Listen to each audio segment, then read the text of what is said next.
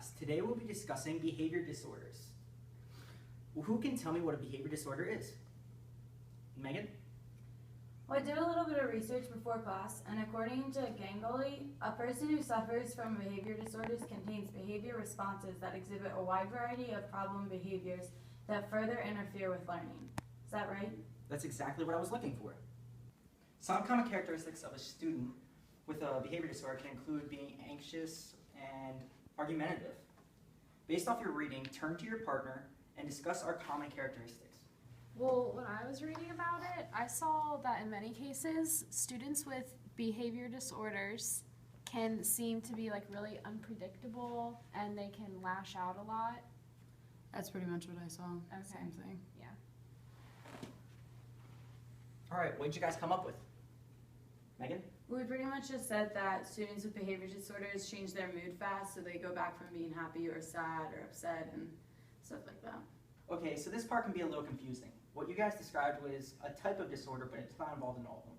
What you guys described was the bipolar disorder, which is a type of behavior disorder. What Courtney? about ADHD? Yes, good job. Did you know it's the most common behavior disorder? From the reading, what was the statistic about ADHD? Courtney? Was it 4 out of 100 children? It was close, but not quite.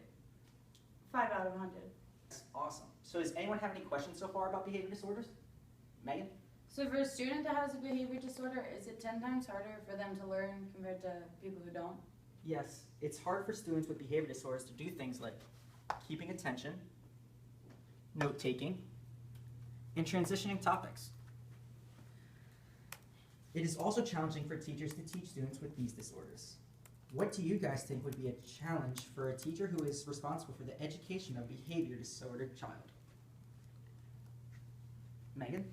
Well, I feel like it would be hard for the teachers to not give the students with behavior disorders special attention and still give the other students attention. I feel like it would also be hard to like create lesson plans and to like get the kids with those disorders motivated just because they are drawn back a little more. Yes. Luckily, there are many strategies that you can use to accommodate these students. Can you think of any strategies? Courtney? I would think that being patient would help the teacher a lot because then they can use problem-based solving instead of emotion-based problem solving. Exactly. I like how you incorporated last chapter's information into this chapter. Anything else? Okay, well, how about we go back to what we learned in chapter 6 about reinforcement? Courtney? Are you talking about positive reinforcement? Yes, thank you. Why do you think positive reinforcement would be a good strategy for a teacher dealing with behavior disorders soon? Courtney?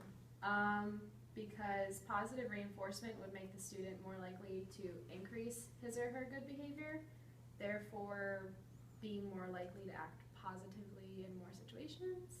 Yes, good. So guys, it looks like we're running out of time. So do you have any more questions before next week's class? No. No.